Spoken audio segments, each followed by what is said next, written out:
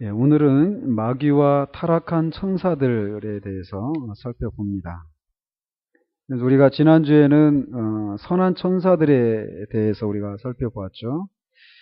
그런 것처럼 이렇게 선한 천사들처럼 우리를 도와주고 우리를 돌보아주는 그런 존재가 있는가 하면 오늘 이렇게 살피려고 하는 것처럼 우리를 대적하는 그런 존재들도 있다라는 겁니다.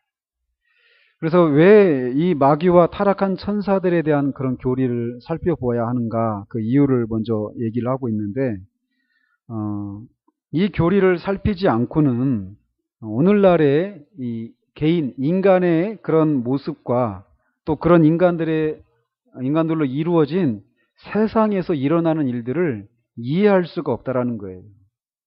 그러니까 한 인간에게서 일어나는 어떤 문제들, 그리고 이 세상에서 일어나고 있는 모든 불의와 악이, 이런 것들에 대한 전쟁과 기근, 뭐 이런 모든 것들에 대해서 제대로 이해하기를 바란다라면 이 마귀와 타락한 천사들에 대한 교리를 살펴보아야 한다라는 거죠.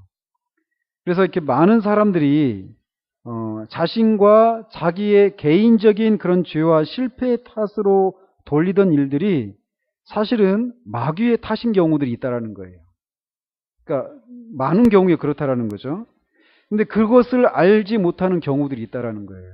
그래서 어떤 실패를 하고 했을 때 내가 못났고 내가 어떤 것을 잘못했기 때문이다 라고만 생각하는데 그렇지 않은 경우들이 있다라는 거죠. 모든 경우가 그렇지 않다라는 건 아니고.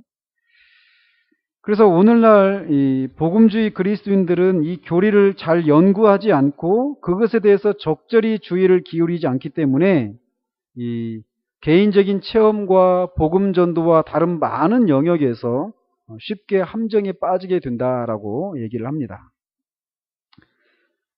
마귀는 이 성경 처음 창세기에서부터 계시록까지 다 등장하고 있죠.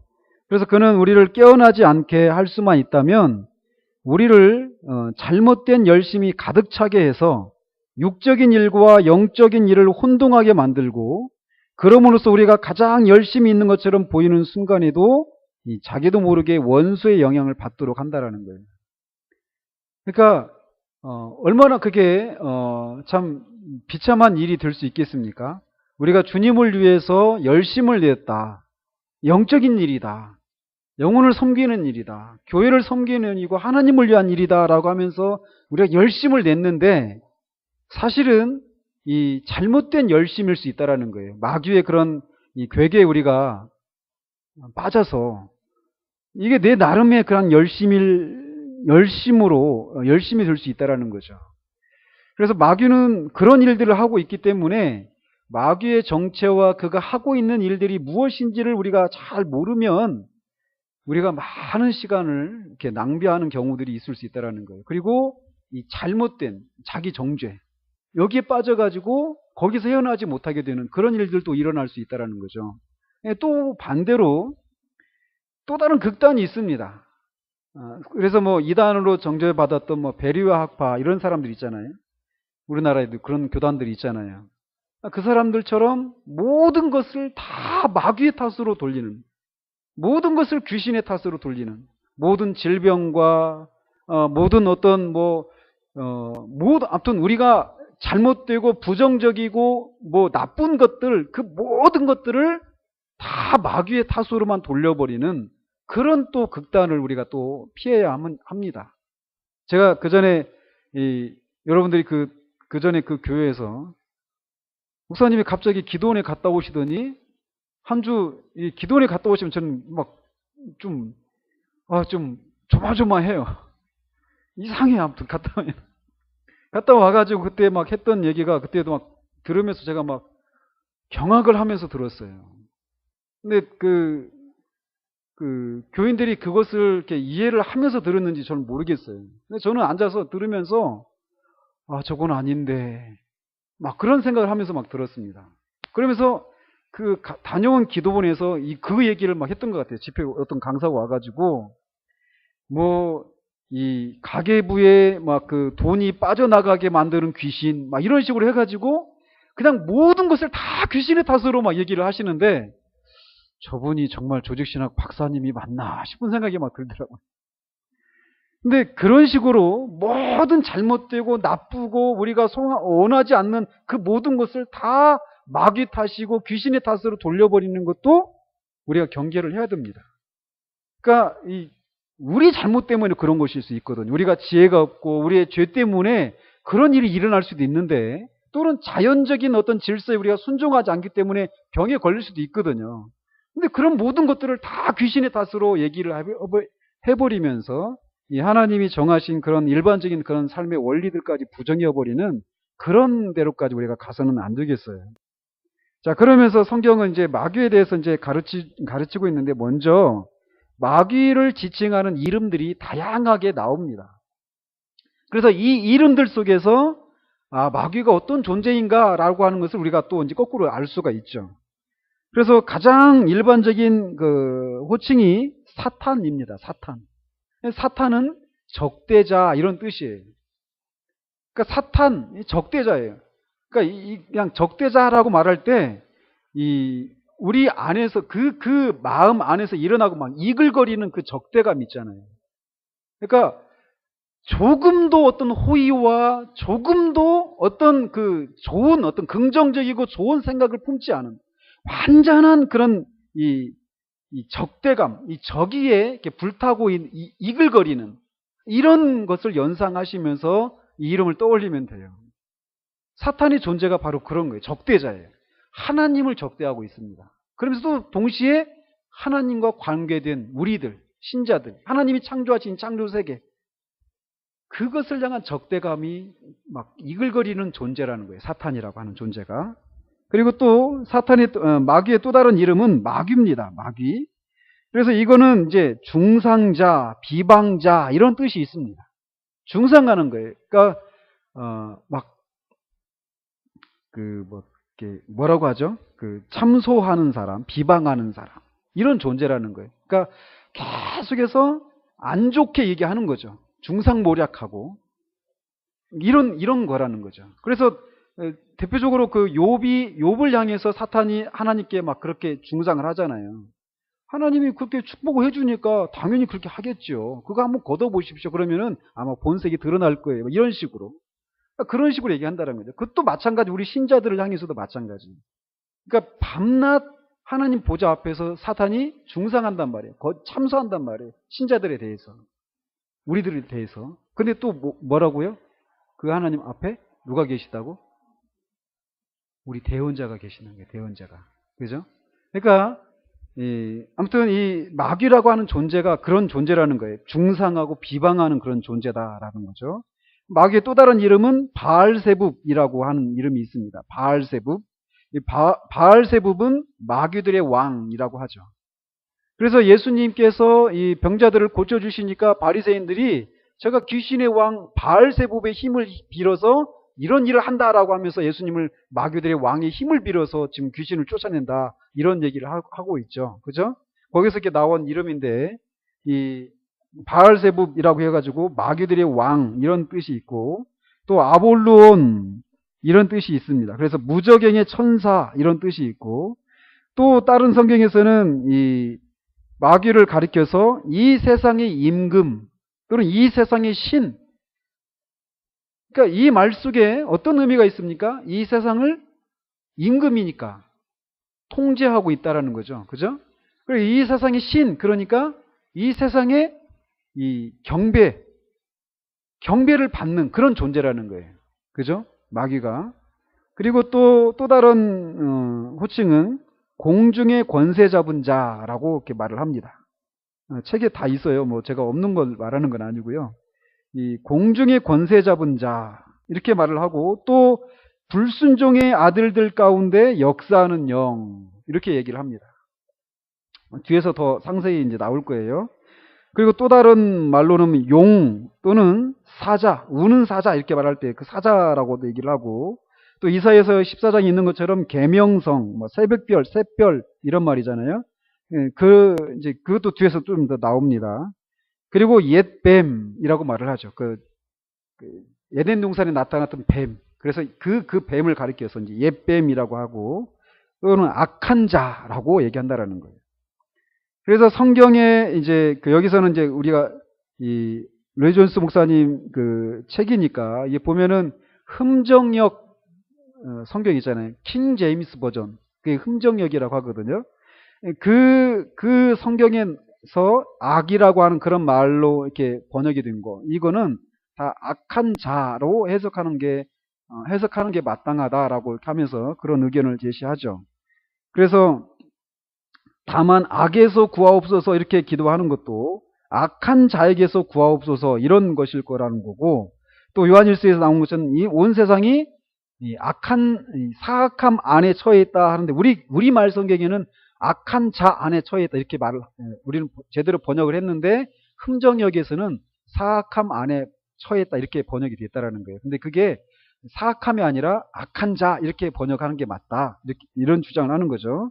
그다음에 악에 빠지지 않게 해달라고 하는 그 주님의 기도도 악한 자로부터 악한 자에게 빠지지 않게 해달라 이렇게 하는 게 바른 번역이다라고 주장을 합니다. 그래서 마귀를 지칭하는 이름들이 이런 것들이 있고요. 그다음에 또 하나는 뭐냐면 마귀는 인격이라는 거예요. 하나님이 인격이신 것처럼 마귀도 인격이다라고 하는 거예요. 왜 이러느냐? 이제 뭐 우리 시대도 마찬가지고 거기도 마찬가지입니다. 그 60여 년 전에 그 런던의 영국의 그 상황도 마찬가지인데 어떤 사람들은 인격적인 마귀를 믿는 것을 시대에 뒤떨어진 것이라고 생각하면서 자신들은 어떤 악의 힘이나 악한 영향을 믿긴 하지만 마귀라고 하는 어떤 인격체를 믿지는 않는다. 마귀는 인격체라기보다는 어떤 악의 힘이나 악한 어떤 영향 이런 것이지 어떤 인격체가 아니다라고 얘기한다라는 거예요. 그렇게 믿는 것은 시대에 뒤떨어진 것이다. 이렇게 얘기를 한다는 거죠. 오늘날 이런 것들이 굉장히 많습니다. 여러분 그 얼마 전에 힉스 입자가 발견됐다라고 하는 기사 읽어보셨어요? 힉스라고 하는 사람이 이렇게 주창을 했던 그런 입자인데 제가 그 과거 원리를 다 말씀드릴 수 있는 그런 소양이 없어서 잘 말씀을 못 드리겠지만 어쨌건 그 입자를 이렇게 별명이 뭐냐면 신의 입자다 이렇게 얘기를 한다고 그래요. 신의 입자. 왜 그러냐면 이제 그 과학자들이 그 주장하는 것 중에 하나가 뭐냐면 이 빅뱅이라고 하는 그런 거를 얘기하잖아요. 어때 우주에 어떤 큰 힘이 있었는데 그게 이제 대폭발을 하면서 그러면서 이제 우주가 이렇게 가장 기초적인 그런 생명체로부터 점점 이렇게 더 진화된 그런 생물체로 이렇게 진화되어져 왔다. 이런 걸 주장하는데 있어서 제가 제대로 설명을 못하니까 이게 나중에 그래서 그래요. 어쨌건 이 에너지가 이렇게 폭발을 했는데 그 에너지가 이 질량을 가져야 되잖아요. 질량이라고 하면 아시죠? 에너지가 어떤 힘이 어떤 그 물질이 되려면 물질이 되어서 그 물질이 점점 이렇게 진화되어 왔다 이렇게 생각한단 말이에요. 근데 그 에너지가 질량을 갖는 것, 물질이 되는 데 있어서 그 과정에 필요한 입자가 뭐냐? 힉스 입자라는 거예요. 소위. 근데 그게 이제 이론상으로만 얘기를 했던 건데 그게 이번에 이제 발견이 됐다라는 거죠. 물론 이것만 주장하는 건 아니에요. 근데 거기에서 더 나가면 거기까지 얘기한다라는 거죠. 그래서 이제 그게 이 우주의 이 존재의 기원을 밝혀주는 입자이기 때문에 이건 신의 영역에 해당되는 건데 그거를 밝혀주는 입자다 해가지고 별명이 신의 입자다 이렇게 얘기한다라는 거예요.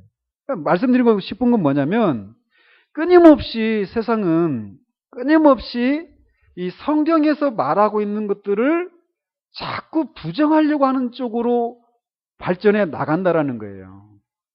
그래서 이 마귀의 존재에 대해서도 성경은 분명히 마귀가 인격체다라고 말을 하고 있는데 인격체가 아니라 어떤 악한 힘이나 어떤 악한 영향이다. 이렇게 얘기한다라는 거예요. 마귀뿐만 아니라 그 지옥의 존재에 대해서도 마찬가지죠. 그래서 언젠가 그 TV 나왔는데 그런 화보가 나온 거예요. 화보가. 뭐냐면 지옥의 변천사라고 하는 그런 책이 나왔어요. 화보로 된 책이. 이게 벌써 여러분은 그 책 제목만 딱 듣고 저거 반성경적이다. 이런 성격이 막 생각이 퍽퍽 들더라고요. 뭘까요? 옛날 사람들은 지옥을 이렇게 생각했는데 점점 시간이 지나면서 지옥에 대한 개념이 점점 이렇게 변천되어져 왔다. 이게 뭐냐면 지옥에 대한 개념이 사람 그 시대에 따라서 점점 이렇게 변화되어져 온 그런 거라는 거죠. 그러니까 절대적인 어떤 그런 개념이 아니라 무슨 말씀인지 아시겠죠? 그런 식으로 성경에서 말하고 있는 것들을 자꾸 반대되는 방향으로 가려고 하는 것이 이 세상의 원리란 말이에요. 그런 속에서 우리가 살아가고 있죠. 그런데 아무튼 어떤 사람들이 이렇게 인격적인 마귀를 믿는 것이 시대에 뒤떨어진 것이다 이렇게 말을 하는데 그렇지가 않다라는 거죠. 그래서 우리가 그 수요일 날 계속 살펴봤던 것처럼 우리 주님을 찾아왔던 그래서 시험했던 그런 장면, 또 욥기 1장에서 아까 언급해드린 것처럼 사탄이 하나님과 대화를 나누는 그런 장면들, 그리고 우리 주님께서 이렇게 하신 말씀이 있잖아요. 요한복음 8장 44절에 너희는 너희 아비 마귀에게서 났으니 너희 아비의 욕심대로 너희도 행하고자 하느니라. 천국 말씀을 듣고 깨닫지 못할 때는 악한 자가 와서 악한 영향력에 의해서 이게 말씀하시지 않고 악한 자가 와서 이렇게 말씀하겠단 말이죠. 그런 것들을 보면 마귀가 인격적인 존재다라고 하는 것을 이렇게 말하고 있다라는 거죠. 그래서 이 마귀에 해당되는 그런 속성은 그를 따르는 자들의 속성이기도 하다라는 거예요. 그래서 우리는 우리 안에 있는 죄 그리고 타락의 결과로 우리의 본성이 지닌 악과는 별개로 우리를 따라다니고 있는 우리 외부에 있는 인격적인 존재와 우리가 대면하고 있다는 사실들을 인식해야 한다는 거예요. 그래서 그 인격적인 존재는 대단히 잘 조직된 왕국의 소유자이자 우두머리이며 그의 가장 큰 관심사는 하나님의 역사를 파괴하는 것이다 라고 성경이 말을 하고 있죠. 그래서 인간의 역사가 시작하는 창세기 초반부터 그는 하와를 유혹함으로써 그가 인격이라고 하는 것을 증거하고 있다라고 얘기하고 있죠. 그래서 성령님이 벌써 성령이라고 하는 그 말 자체가 인격을 가리키잖아요. 거룩한 영. 그죠? 근데 그 말의 반대말인 악한 영 그 자체가 이미 인격을 이렇게 암시하고 있다는 거죠. 그래서 그도 아무튼 인격이다. 그래서 하나님의 모든 일을 모방하고 하나님의 해당되는 일들을 파괴하려고 하는, 하나님의 역사를 파괴하려고 하는 그런 일들을 하고 있는 존재가 바로 마귀다라고 얘기하고 있죠. 자, 그러면서 이제 그러면 이런 마귀가 어디에서 생겨났는가라는 거예요.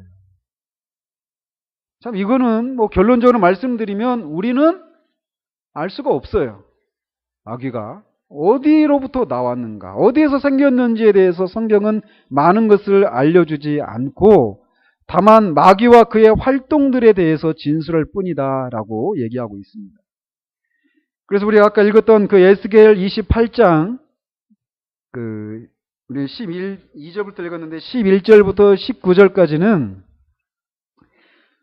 의심의 여지 없이 마귀에 대한 설명이라고 생각한다라고 로이 존스가 얘기하고 있죠. 그래서 28장 이 앞에 부분은 이 두로 왕, 이스라엘 유대 북쪽에 있는 그 섬이거든요. 그 두로 왕에 대한 묘사입니다. 그러나 우리가 읽었던 그 11절부터 19절까지 그 내용은 이 마귀에 대한 묘사라고 할 수 있다라는 거예요. 그래서 표면적으로는 두로 왕에 대한, 두로의 그 군주에 대한 이야기지만 또 이면적으로는 이게 악한 자에 대한 얘기다라고 얘기하고 있죠. 마치 이 메시아에 대한 예언이 어떤 왕이나 군주에 대한 예언이지만 동시에 그냥 어떤 인간의 왕이 아니라 메시아에 대한 암시를 주고 있는 것처럼. 그리고 선지자들이 이렇게 예언을 하잖아요. 근데 그 예언이 1차적으로는 이 현재, 현재에 해당되는 것이지만 먼 미래를 같이 내포하고 있는 것처럼, 현재와 미래를 같이 내포하고 있는 것처럼 이 본문, 에스겔서 28장도 이중적인 형태로서 이 앞에 부분은 두로 왕에 대한 그런 얘기지만 뒷부분은 마귀의 기원에 대해서 알려주고 있다라고 얘기하고 있죠. 그래서 13절에 이렇게 보면은 내가 지음을 받던 날에 너를 위하여 소고와 비파가 준비되었도다 이렇게 얘기하고 있는데, 이것을 통해서 말해주고 있는 게 뭐냐? 마귀가 어때요? 네가 지음을 받던 날에 이렇게 되어 있어요. 즉 이것을 통해서 마귀가 큰 능력과 이런 것을 가지고 있지만 창조된 존재다라는 거죠. 피조된 존재다라는 것을 이렇게 알려주고 있죠. 그리고 또 이렇게 어떻게 창조되긴 했는데 어떤 상태로 창조되었느냐?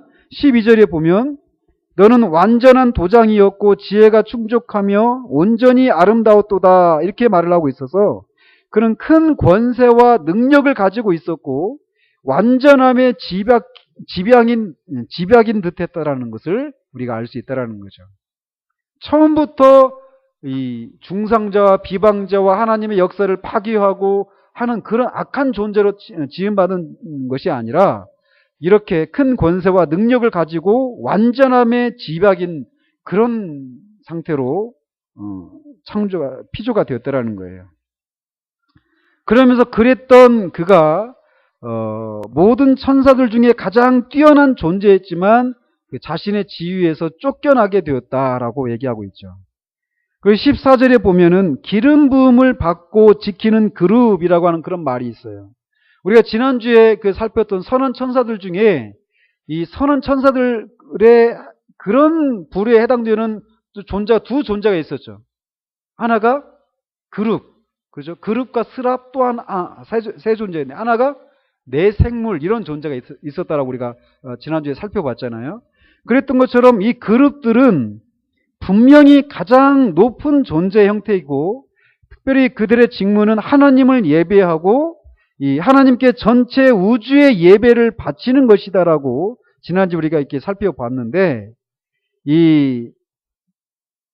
또 이 계시록 4장에 아까 방금 말씀드린 것처럼 계시록 4장에 나오는 내 생물과 함께 하나님을 예배하는 전 우주의 대표가 그룹이었단 말이에요. 그룹. 그런데 이 구절에서 마귀가 원래는 기름 부음 받은 그룹이었다. 그래서 모든 그룹의 우두머리로 하나님께 지음받았다라고는 암시가 이게 나타나 있다라는 거죠. 근데 이제 그냥 암시일 뿐이다라고 이렇게 첨언을 하고 있어요. 확정적으로 얘기할 수 있는 건 아니라는 거죠. 근데 어쨌건 그가 창조된 것은 전 우주를 대표해서 찬양과 예배와 경배를 하나님께 드리기 위함이었다라는 거예요. 그러니까 얼마나 큰 그런 지위를 부여받고 창조가 되었는가라는 것을 우리가 알 수 있죠. 그죠? 전 우주를 대표해가지고 하나님께 찬양과 예배와 경배를 드리기 위해서 창조된 존재라는 거죠. 마귀가 이렇게 하나님께 대한 예배와 경배에 있어서 창조된 전 우주의 우두머리라고 하는 우월한 위치에 있었다는 사실을 고려하면 성경의 많은 구절들을 통해서 그가 모든 천사들 중에 가장 뛰어난 존재였다라는 그런 결론을 내릴 수 있다는 겁니다. 그랬었는데 15절에 있는 것처럼 내가 지음을 받던 날로부터 내 지혜를 더럽혔으며, 또 17절에 내가 아름다움으로 마음이 교만하였으며 내가 영화로움으로 내 지혜를 더럽혔으며 라고 이렇게 되고 있어서, 이렇게 빛나고 영광스러운 천사로 이렇게 창조되었고 완벽한 아름다움을 가지고 있었지만 자신을 높여 교만하게 되었다라는 거예요. 그래서 그가 하나님을 예배하고 찬양하는 일을 이끄는 대신에 스스로 전 우주의 예배를 받고 싶어 했고 하나님과 대등하게 되고 싶어 했다라는 거죠. 그래서 하나님께 대항하여 자신을 높였고 하나님께 죄를 범했고, 그래서 하나님에 의해서 던져지고 내어 쫓기게 되었다라고 얘기하고 있습니다. 그것을 이제 이사야서 14장 12절 15절에서 이사야 선지자도 이렇게 얘기를 하고 있습니다. 너 아침의 아들 계명성이요. 아까 마귀 이름 중에 계명성이 나왔잖아요. 여기를 말한다는 거죠. 너 아침의 아들 계명성이요. 어찌 그리 하늘에서 떨어졌으며 너 열국을 엎은 자요. 어찌 그리 땅에 찍혔는고. 내가 내 마음에 이르기를 내가 하늘에 올라 하나님의 뭇별 위에 내 자리를 높이리라. 내가 북극 지표의 산 위에 앉으리라. 가장 높은 구름에 올라가 지극히 높은 이와 같아지리라 하는도다.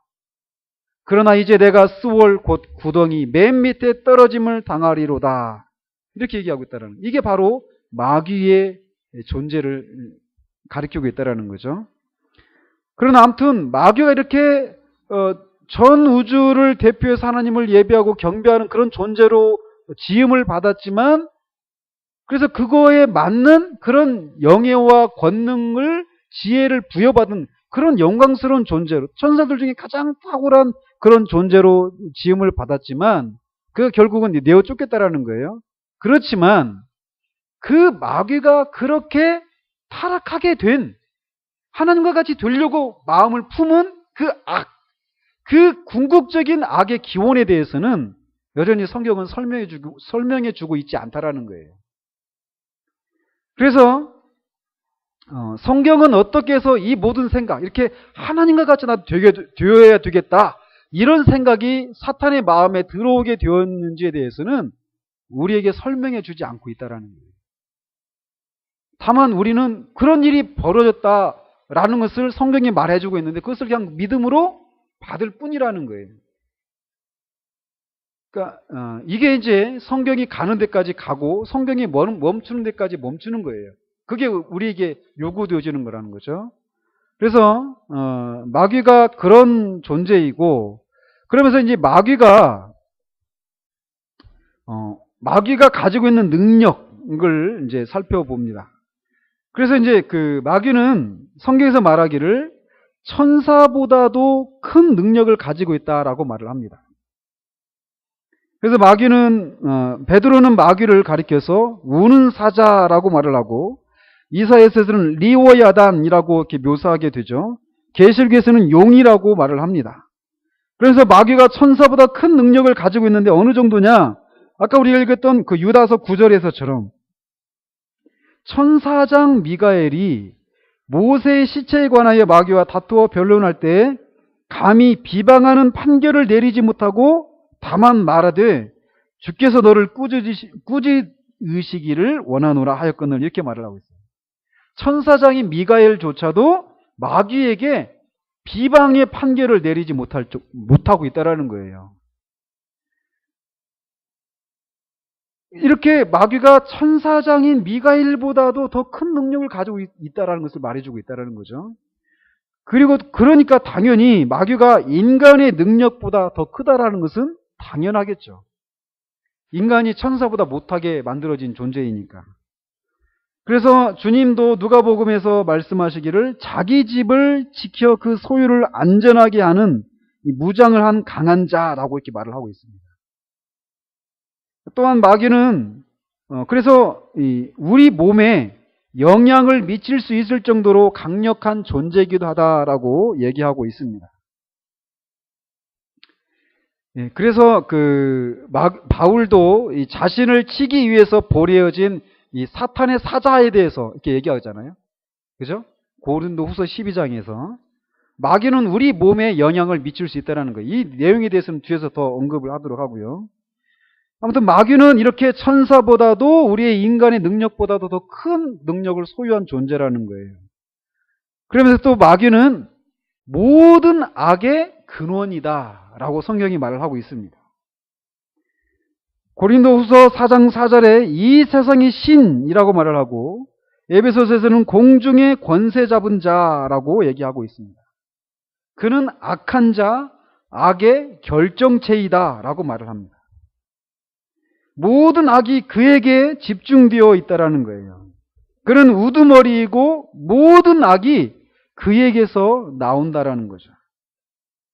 또 성경은 그를 가리켜서 죽음의 세력을 잡은 자다라고 얘기하고 있습니다. 그래서 주님도 마귀와 그 사자들이라고 이렇게 말씀하고 계시면서 그가 힘이 있는 존재다라고 하는 사실을 이렇게 보여주고 있다라는 거죠. 그렇기 때문에 마귀가 이렇게 큰 능력을, 권세를 잡은 존재이기 때문에 마귀에 대해서 절대로 막연하게 혹은 경솔하게 이야기해서는 안 됩니다. 뭐 그까 있고 막 이런 식으로 마귀의 존재를 우리가 우습게 생각해서는 안 된다라는 거예요. 경솔한 태도를 취해서는 안 된다라는 거죠. 그러나 그럼에도 불구하고 그의 능력은 제한되어 있고 전능하지 않다라는 거예요. 이 사이에서 우리가 균형을 잡고 있어야 된다라는 거죠. 그래서 마귀가 이렇게 큰 권능을 행하고 있지만 그럼에도 불구하고 마귀는 하나님의 그 허용적인 의지 안에서만 활동할 수 있다라는 거예요.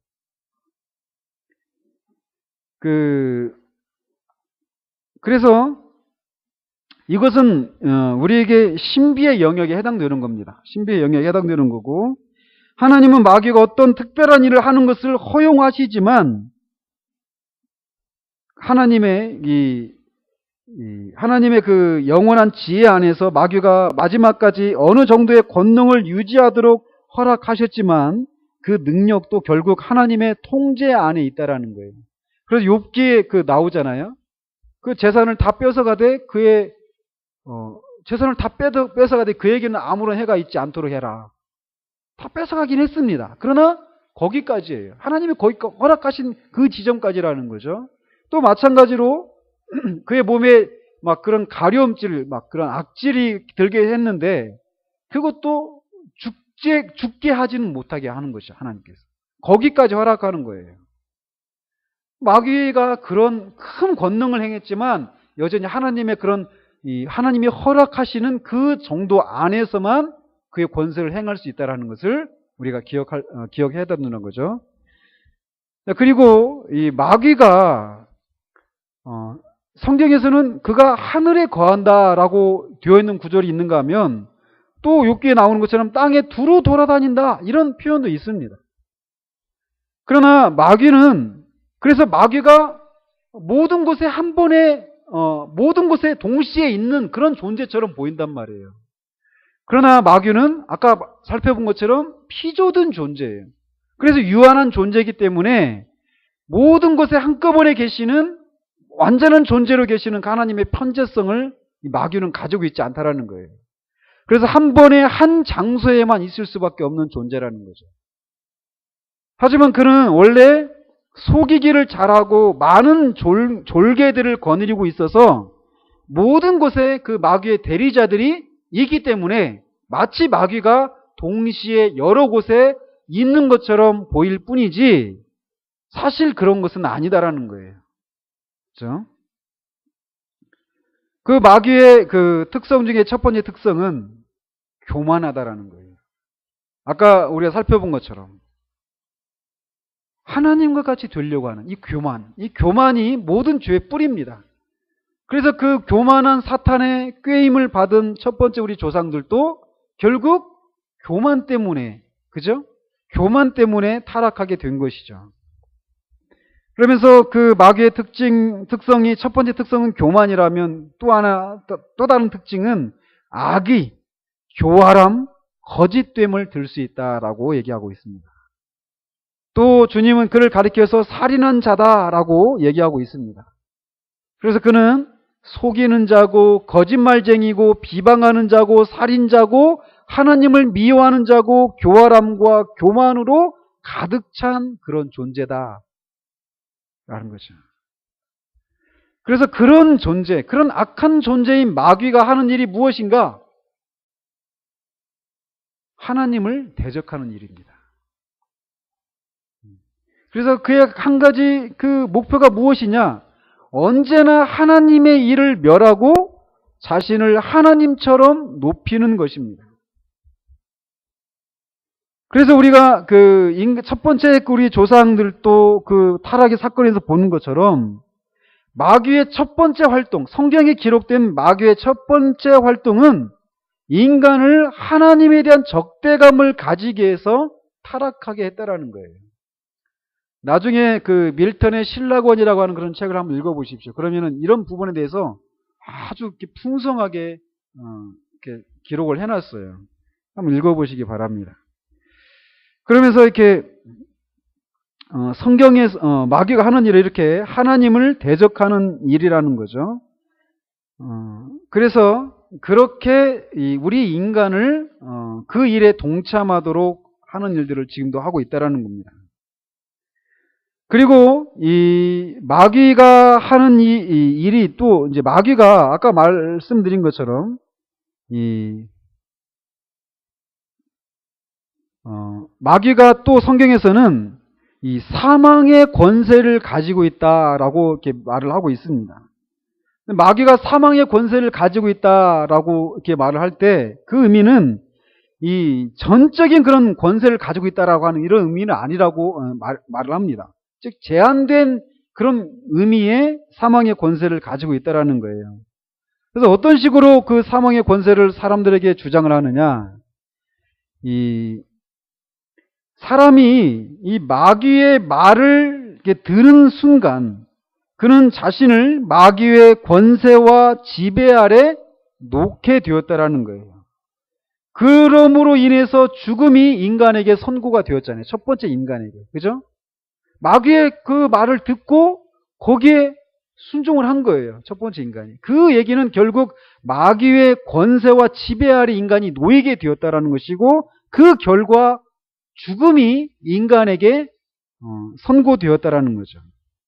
그래서 마귀는 인간에게 선고된 이 사망 선고를 당당하게 청구한다는 거예요. 그래서 이런 식이라는 거죠. 사람이 율법을 범하면 자동적으로 마귀에게 속하게 되는 것이라는 거예요. 그래서 마귀의 영역, 즉 죽음의 지배를 받는 영역으로 들어가게 된다라고 말을 하고 있습니다. 그러나 어쨌건 마귀가 죽음의 권세를 갖고 있기는 하지만 이런 식으로 이게 제한된 의미의 죽음의 권세를 가지고 있다라고 말을 하고 있습니다. 그러면서 이제 마귀가 불신자들을 향해서 어떤 일을 하는가? 마귀는 불신자들의 삶을 지배한다라고 성경이 말을 하고 있어요. 주님은 요한복음 8장 44절에서 그들이 이 불신자들은 마귀의 자녀들이다라고 말씀하고 계십니다. 참 무서운 그런 표현이잖아요. 그죠? 불신자들은 마귀의 자녀들이라고 주님이 말씀하고 계시는 거예요. 또 요한일서 5장 19절에서 우리는 하나님께 속하고 온 세상은 악한 자 안에 처했다 이렇게 말을 하고 있습니다. 이렇게 이 불신자들은 마귀에게 속한 마귀의 지배를 받고 있는 존재들이라는 거죠. 즉 마귀는 이렇게 불신자들의 삶을 지배하고 있어서 고린도후서 4장 4절에서는 그 마귀를 가리켜서 이 세상의 신이다 이렇게 말을 하고 있고 아까도 말씀드린 것처럼 에베소서 2장 2절에서는 지금 불순종의 아들들 가운데서 역사하는 영이라고 말을 하고 있다는 거예요. 이런 식으로 마귀가 불신자들의 삶을 지배하고 있다는 겁니다. 마귀가 이 일을 하되 어떤 식으로 그들의 삶을 지배하느냐면 불신자들이 진리에 눈이 멀게 하는 방식으로 이 일을 하시는 게 아니라 한다는 거예요. 그래서 그 고린도후서 4장 3절 4절에서 이렇게 말을 하잖아요. 만일 우리의 복음이 가리었으면 망하는 자들에게 가려진 것이라 그 중에 이 세상의 신이 믿지 않은 자들의 마음을 혼미하게 하여 그들은 자신이 진리를 보지 못하고 있는 것조차 모르고 있다라는 거죠. 또한 그는 이 사람들의 삶을 명령하고 통제합니다. 그래서 그것이 대표적으로 나타나는 모습들이 뭡니까? 이것과 연결해가지고 불신자들의 삶을 명령하고 통제해요. 사탄이. 그것들을 이렇게 다 모아하는 게 뭐죠? 그게 뭐냐면 이 에베소서 2장 한번 보십시오. 에베소서 2장. 우리가 이 구원받기 전에 어떤 상태로 있었는지에 대해서 이제 나오는데 에베소서 2장에 보면은 이것과 관련해 가지고 이런 표현이 나와요. 그쵸? 그거예요. 자, 그래서 2절 한번 보십시오. 1절과 2절 한번 보십시오. 같이 한번 읽어보죠. 시작. 그는 허물과 죄로 죽었던 너희를 살리셨도다. 그때 너희는 그 가운데서 행하여 이 세상 풍조를 따르고 공중의 권세 잡은 자를 따랐으니 곧 지금 불순종의 아들들 가운데서 역사하는 영이라. 공중의 권세 잡은 자, 즉 불순종의 아들들 가운데 역사하고 있는 영, 즉 마귀가 이 세상의 사람들의 불신자들의 삶을 지배하고 통제하는데, 그 지배하고 통제하는 형태가 어떤 것을 통해서 그래서 지배하느냐면 세상 풍조를 쫓아서 살도록 한다라는 거예요. 그러니까 이 사람들이 있잖아요. 왜 세상 사람들이 가는 방향대로 가지 않으면 어떤 마음이 듭니까? 네? 불안하죠. 불안한 마음이 막 들잖아요. 나만 이상한 사람 같고, 그죠? 그러니까 이 세상에 흐르고 있는 그런 세상 정신, 세상 가치관, 그런 풍조, 풍속, 이런 것을 통해서 거기에서 벗어나면은 너희들이 진정한 삶을 누리지 못한다라고 하는 그런 암시를 주는 거예요. 그런 방식으로 마귀가 이 불신자들을 다스리고 있다라는 거예요. 통제하고 있다라는 거죠. 그러니까 이 구원받은 사람들에게 나타나는 그 특징 중 하나가 뭐냐면 이것과 반대에 되는 세상의 풍조를 쫓지 않는, 그것과 거슬러서 가게 되는 그런 성향이 구원받은 사람들에게서 있는 거예요. 그리고 옛날에는 아무런 문제의식을 가지지 않은 채 그냥 그 세상 사람들이 사는 방식대로 살다가 이 안에서 이제 충돌이 일어나기 시작하는 거예요. 그죠? 그래서 요한일서 우리가 나중에 살펴본 것처럼 세상을 사랑하지 말라라고 말씀하시는 거예요. 아무튼 지금 이렇게, 지금도 마귀가 이렇게 불신자들의 삶을 명령하고 통제하고 있다라는 거예요. 그는 불경건한 자들의 삶에 있는 모든 형태의 정욕과 욕망과 악의 아버지이다라고 말하고 있어요. 이렇게 지금도 마귀가 불신자들의 삶을 지배하고 있습니다. 그러니까 우리 주변에 있는 사람들, 아직 믿지 않는 사람들을 보면서 우리가 어떤 시각을 가져야 되는가, 여기서도 힌트를 얻을 수 있죠. 그러니까 자신도 모르게 내가 지금 마귀의 지배를 받고 있는지도 모른 채 온갖 정욕과 욕망과 악을 행하고 있다라는 거예요. 그러니까 그들을 불쌍히 여기는 그런 모습들이 우리에게 요구되어진다는 거죠. 그죠? 이게 마귀가 불신자들을 향해서 그런 일들을 하고 있다라면 신자들을 향해서는 그가 하고 있는 일이 무엇인가? 두 가지로 나타납니다. 하나는 대적하는 것이고 하나는 낙심시키는 일이에요. 굉장히 이게 중요합니다. 나중에 이제 예배소서를 이렇게 할 때 이게 이제 더 상세하게 다룰 건데, 이 스가랴서 3장 1절에 보면 이런 장면이 있어요. 대제사장 여호수아는 여호와의 천사 앞에 섰고 사탄은 그의 오른쪽에 서서 그를 대적하는 것을 여호와께서 내게 보이시니라. 또 다니엘서 10장 13절에 보면 바사 국왕이 천사장 미가엘을 방해하잖아요. 다니엘에게 찾아오는 그 미가엘을 방해하는 3주 동안, 그래서 기도가 3주 동안 지연돼서 응답이 되잖아요. 이미 기도할 때 그때부터 이미 하나님의 보내심을 받아서 오려고 했는데 방해를 받았다라는 거죠. 그런 것을 통해서도 그렇고, 또 바울은 자신을 쳐서 그의 설교와 그가 원하는 대로 사역하는 것을 방해하기 위해 보내어진 사탄의 사자에 대해서 말하고 있습니다. 고린도 후서 12장에서. 그리고 또 데살로니가전서 2장 18절에서는 이런 표현이 있어요. 그러므로 나 바울은 한 번, 두 번 너희에게 가고자 하였으나 사탄이 우리를 막았도다. 이렇게 말하고 있습니다. 그러니까 사도 바울이 그렇게 데살로니가 교회로 가려고 했는데 그 일이 방해가 잘 안 됐어요. 근데 그것을 말을 하는데 사탄이 우리를 막았다라고 말을 하고 있단 말이에요. 상황이 뭐 길이 잘 안 열렸다 이런 표현을 하지 않고 사탄이 우리를 막았다라고 이게 말하고 있다라는 거예요. 지금도 사탄이 지금 그런 일들을 하고 있다라는 거예요. 신자들을 향해서 대적하는 일들을 하고 있다라는 거예요. 대적하는 일들을. 지금도. 그 또 하나는 뭐냐? 신자들을 향해서 사탄이 하는 일 중에 하나가 뭐냐? 중요한 그런 부분인데 우리를 낙심시키는 일들을 한다라는 거예요. 이 부분에 대해서 우리가 많이 당하고 있는데 이 사탄의 손길을 못 보기 때문에 우리가 당하고 있는지도 모르고 이 상태 가운데 머물러 있는 경우들이 많습니다. 보세요. 사탄은 그의 간계와 그의 올무와 그의 불화살과 그의 간사함과 그의 암시로 우리를 시험한다. 그래서 그는 우리의 정욕을 자극하고 우리 마음에 영향을 미친다.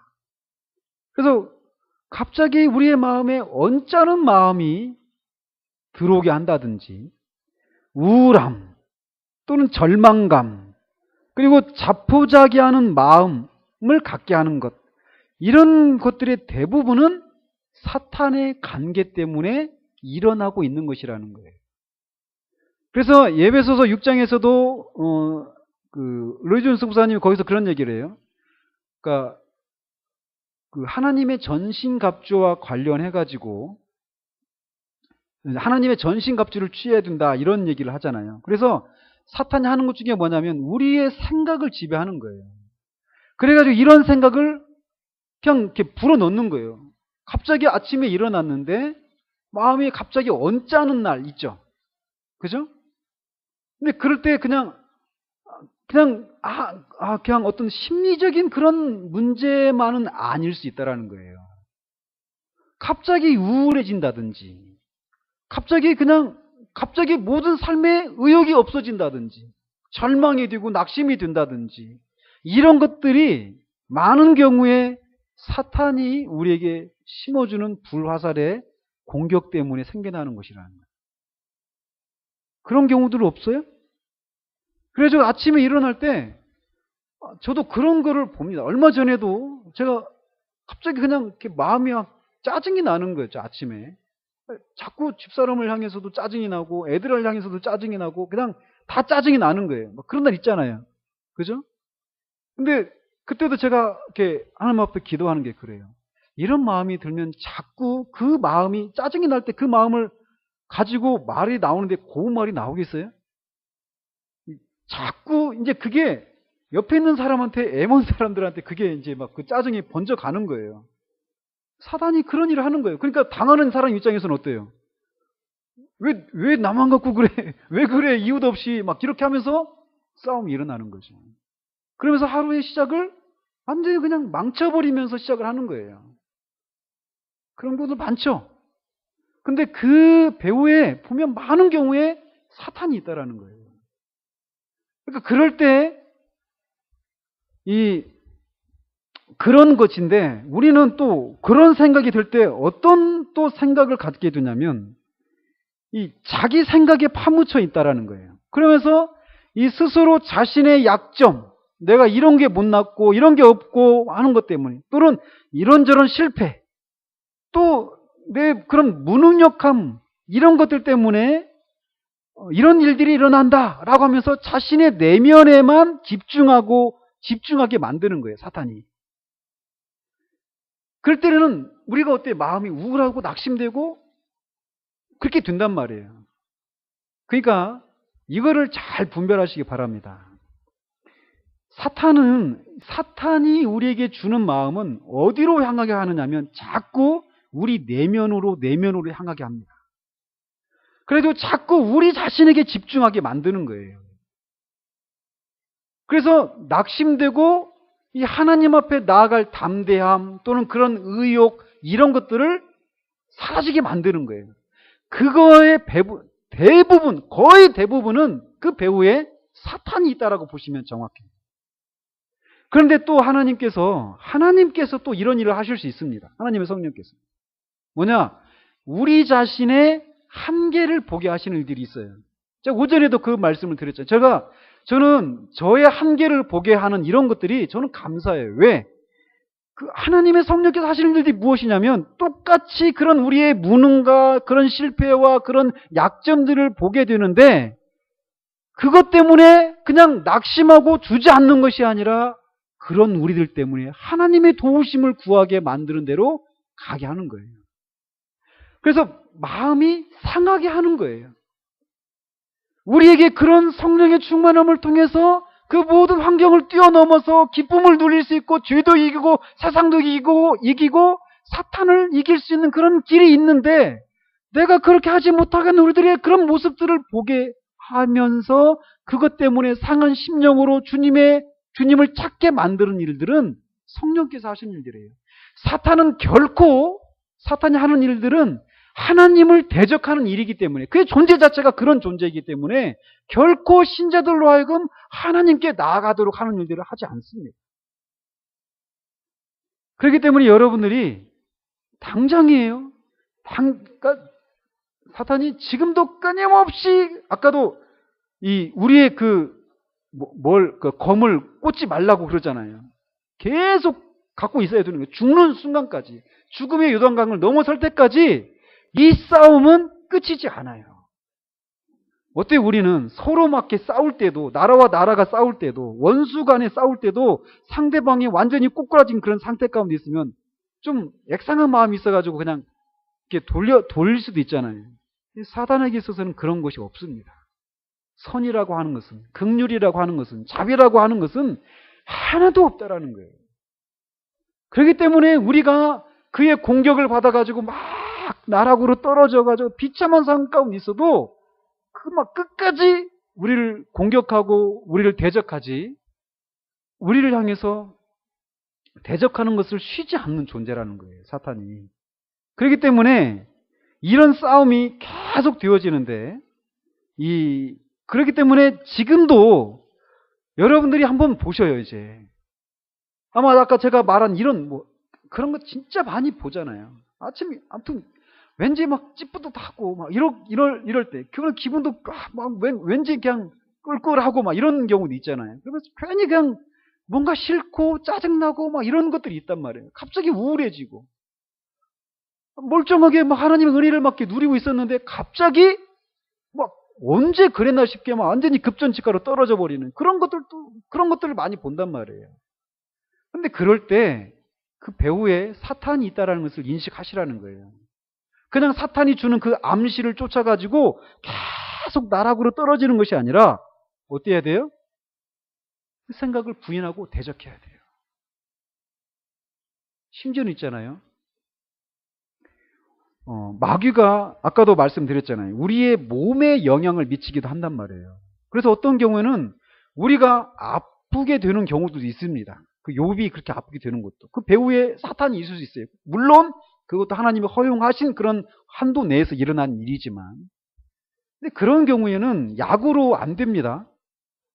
그때 우리가 우리의 몸에 영향을 미치기도 하는데 그럴 때는 우리가 그거를 대적하는 거예요.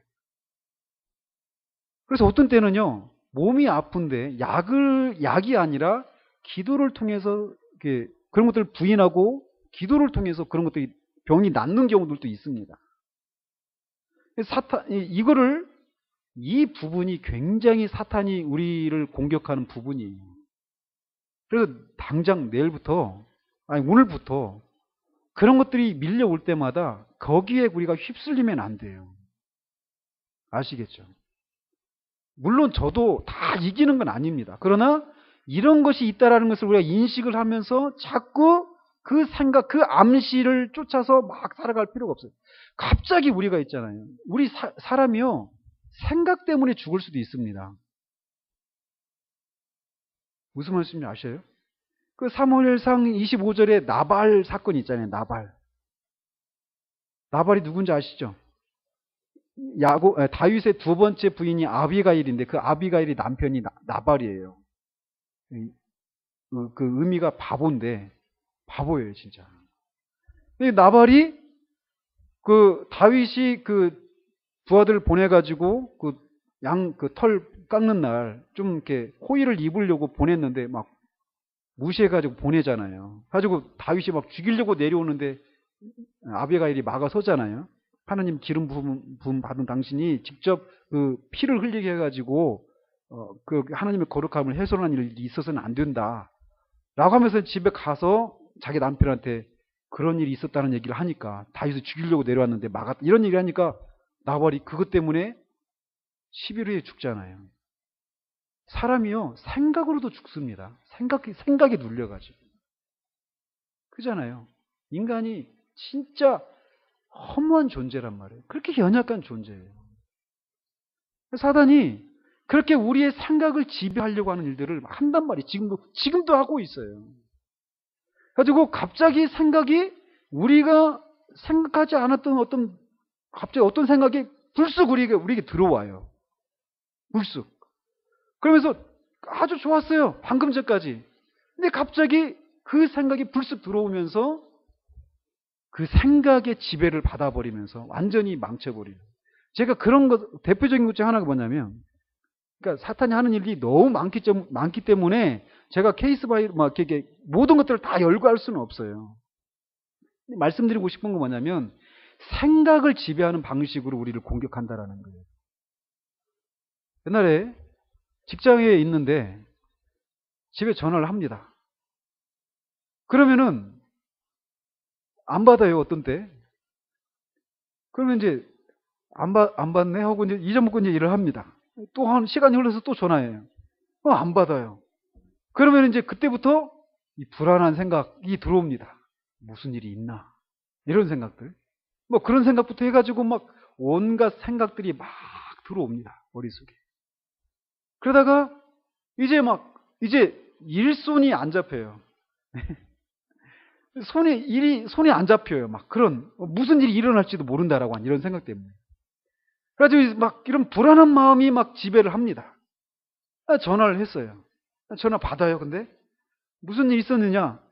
제 생각 속에 있었던 일 막 있는데, 막 위험한 일도 막 상상들이 막 있었는데, 전화를 합니다. 아무런 일도 없이 아주 잘 있었어요. 저만 그 시간들 동안 그 생각에 그냥 사로잡혀가지고 망쳐버린 거예요. 그러니까 근거 없는 생각들 있잖아요. 그런 것들이 불쑥불쑥 들어오는 거예요. 근데 그 생각의 거의 대부분이 뭐냐? 사탄이 주는 생각이에요. 아이들이 집에 학교에 가 있습니다. 근데 갑자기 불안한 마음이 들어온 거예요. 얘가 어떻게 될지 않을까? 이런 마음. 그러니까 그런 식으로 사탄이 끊임없이 우리의 생각에 어떤 불길한 생각들, 불안함들, 어떤 우울한 생각들, 막 또는 불결한 생각들, 막 이런 것들을 막 수시로 집어 던집니다. 세상이 좋아 보이게 만드는 것들, 세상이 뒤처져 있는 것 같은 것들, 막 그런 생각들을 막 수시로 집어 던진다는 거예요. 악한 자의 화살이 가까이서 쏩니까, 화살은? 아니죠? 멀리서 쏜단 말이에요, 멀리서.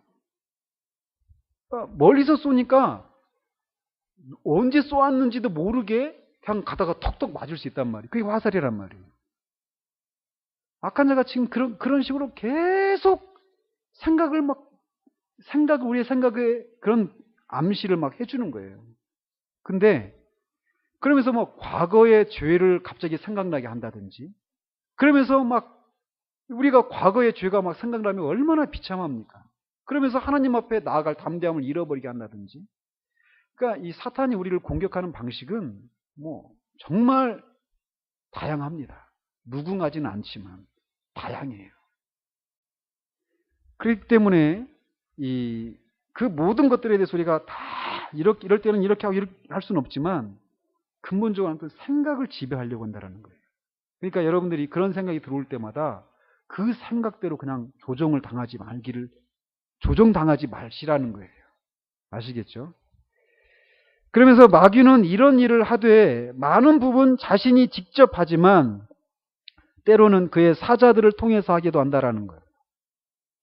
성경이 귀신들, 마귀들 혹은 더러운 영이라고 말하는 존재들은 의심할 바 없이 마귀와 함께 하나님께 대적하여 죄를 범하고 마귀를 따라 자기 지위를 지키지 아니한 타락한 천사들을 그런 자들이라고 얘기를 하고 있습니다. 이들은 마귀의 사자들, 그의 사신들, 그의 대행자들, 그가 그의 일을 하기 위해서 사용하는 도구들입니다. 자, 아무튼 마귀가 이런 일을 하고 있는데 결론적으로 우리는 이 마귀를 대적할 수 있다는 거예요. 마귀의 능력은 하나님 아래 제한되어 있다는 것을 우리는 잊지 말아야 합니다.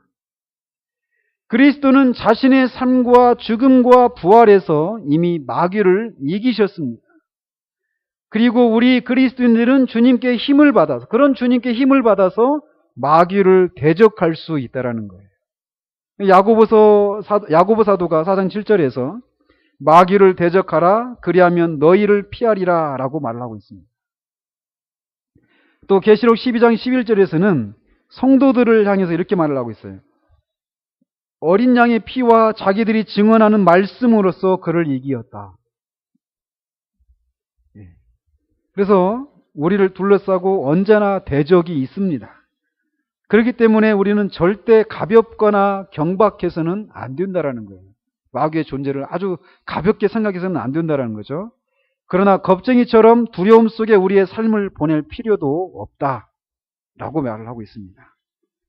왜? 이는 너희 안에 계신 이가 세상에 있는 자보다 크심이라 라고 말을 하고 있습니다. 제가 하나님께 그런 은혜를 이렇게 받았을 때 특별히 한 달 정도 그런 시간들이 있었던 것 같아요. 아까도 말씀드린 것처럼 마귀가 주로 취하는 방식은 우리의 생각을 불러일으키는 거예요. 그런데 생각에 그의 생각을 이렇게 주입하는 거죠. 그런 암시를 이렇게 통해 가지고 그런 일들을 하는데 실제로 막 그런 때도 있습니다. 실제로 마귀의 그 존재 있잖아요. 그런 악한 영의 실제들 있잖아요. 이런 존재들을 그런 그 존재의 어떤 인격적인 어떤 임재 있잖아요. 이런 것들이 우리 가운데 있을 수도 있어요. 근데 어쨌건 결론적으로 우리는 마귀가 어떤 큰 능력을 가지고 있든지 우리는 그리스도의 보혈의 능력과 성령의 그런 하나님의 전신갑주로 성령의 그런 충만함을 통해서 이 마귀를 대적할 수 있다는 거예요. 그렇기 때문에